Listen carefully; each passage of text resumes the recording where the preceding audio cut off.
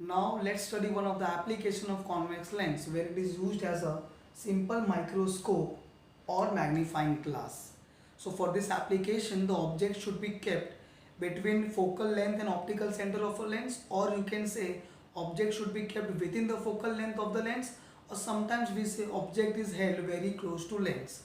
So I have a ray diagram where object is kept between f1 and O, that is within the focal length, and lens forms its image. The image formed, you can see on the board that it is virtual, magnified and erect.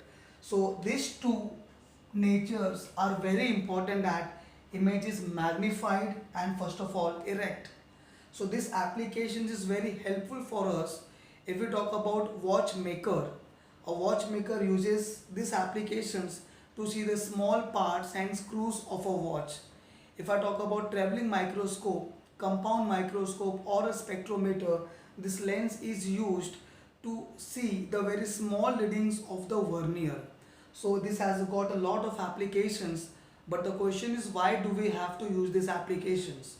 So if I talk about, suppose if we are seeing a distant object, okay, the image of this object is formed on the retina, but the size of the image formed on the retina depends on the angle subtended by the object at the eye, right? Angle means, if I tell you that if we are looking at a tall building from a very far distance, that building seems to be smaller in size, because being very far away, the angle subtended by the building at the eye is very small. You can see in this example, when the object is at position 1, it is subtending some angle at the eye. You can see this angle. But if I move this object closer to the eye, that is at position 2, it is making somewhat bigger angle. That means the object seems to be bigger in size. In the same way, if I keep the object at 3, it will make some bigger angle. Now the image of the object will be somewhat bigger than the previous position. But the problem is that we cannot bring any object very close to the eye. There exists a least distance up to which an object can be viewed without any strain on the eye, or there exists a minimum distance up to which its image can be formed on the retina by the eye without any strain. That minimum distance is called as the distance of distinct vision. So this distance is very important for us. So this distance is nothing but the minimum distance of an object from the eye up to which that object can be seen distinctly. If I talk about this marker, and suppose this marker is at some distance, you can see, and my eye can easily form the image of this marker on the retina and I can see the marker. But if I bring the marker closer, so there will be a particular distance where its image will be just obtained on the retina. If I bring it further close, I cannot see it clearly. That means its image will not be distinctly formed on the retina. So for every human eye, there exists a least distance. Again I am telling, for every human eye, there exists a least distance up to which the image can be distinctly formed, or up to which that object can be distinctly seen. That minimum distance is called as distance of distinct vision, and for a normal human eye it is about 25 centimeter. That means for a normal human eye, if an object is kept at 25 centimeter or beyond, the image of that object can be distinctly seen. But if that object is kept within 25 centimeter or below 25 centimeter, our eyes will not be able to form the image clearly on the retina. That means it will be blurred, images will be blurred. Now if I talk about a small object can, as I subtend a very small angle at our eye. So the minimum angle that can be formed at our eye should be 1 minute or 1 by 60 degree. So this is the minimum angle. Means any object should form at least an angle of 1 minute or more. But if we talk about very small object and that object subtends an angle even less than 1 minute, our eyes will not be able to form its image. That means our eyes will not resolve the image of that object. So this is also important thing, that an object should form at least an angle of 1 minute or more than 1 minute. Now suppose if we are looking at a very small object who is subtending an angle less than 1 minute. So what we will do to view that object, we will bring it closer to our eye, closer to our eye, closer to our eye, right? But again I would say there exists a least distance up to which an object can be seen.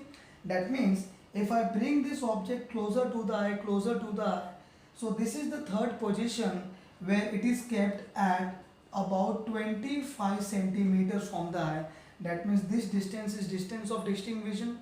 Now we know that this object, if brought closer, its distinct image will not be obtained. But what I also know that if I bring this object at position 4, the angle formed will be more than the previous case. That means it will look bigger than the previous case, right? But the thing is that our eyes will not be able to resolve this image.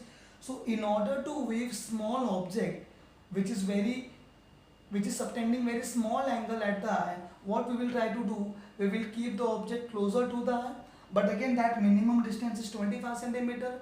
So if I bring the object below 25 centimeter, the angle will be greater, but our eyes will not be able to resolve the image. So what we will do that between eye and the object, see between eye and the object I am keeping a convex lens. So this object is somewhere close to lens, and the lens forms its erect, virtual and magnified image. Now our eye is not looking at this object. Our eye will see the image of the object. That means if I have a lens, and through a lens if I am observing an object, this is the lens and this is the object, and through the lens I won't be able to see the object, I would be able to see the image of the object. So even though this distance is less than 25 centimeter, but the image formed from the eye, can I say, is more than 25 centimeter. So this is the applications I am talking about. So what happens in this case, the object is kept very close to eye, making somewhat bigger angle, but since it is kept below 25 centimeter, our eyes will not be able to form its image.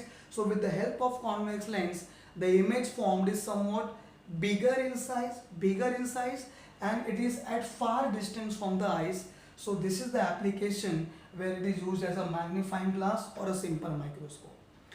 We will measure one more term related to this topic called as magnifying power, and no derivation and no proof is required. Magnifying power produced by a simple microscope is simply given by D by U, where D is the distance of distinct vision and U is the object distance.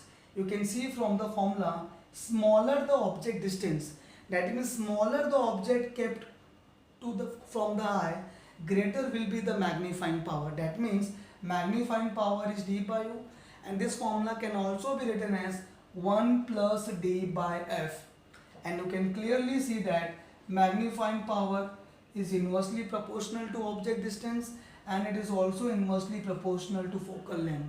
So there are two ways by which magnifying power of a simple microscope can be increased. How? By keeping the object very close to lens, that means U will be less. Second, by choosing a lens of very short focal length, shorter the focal length, greater will be the magnifying power. So you just need to learn the factors on which the magnifying power depends. Magnifying power depends on the object distance, inversely proportional, focal length of a lens, inversely proportional. This application is used by watchmaker. It is used in traveling microscope, compound microscope, spectrometers, where we are provided with the vernier caliper or screw gauge, and to see that very small reading we make use of these applications, right? And whenever a question is asked, we draw a ray diagram to show convex lens being used as a simple microscope. You just need to draw the case where object is kept within the focal length, and you have to write the nature of the image, which is virtual, magnified and erect. And if I talk about distance of distinct vision, it is the minimum distance up to which an object can be seen distinctly, and it is about 25 centimeter for a normal human eye. That means if you are looking at any object, okay, so to view the object in a bigger size, you will keep it closer to the eye. So the minimum distance should be 25 centimeter, and the minimum angle subtended by any object to be seen should be 1 minute or more than 1 minute, because if we talk about very small object subtending an angle less than 1 minute, our eyes will not be able to resolve the image. So these two things we have to remember: ray diagram, factors affecting the magnifying power, and applications. Thank you.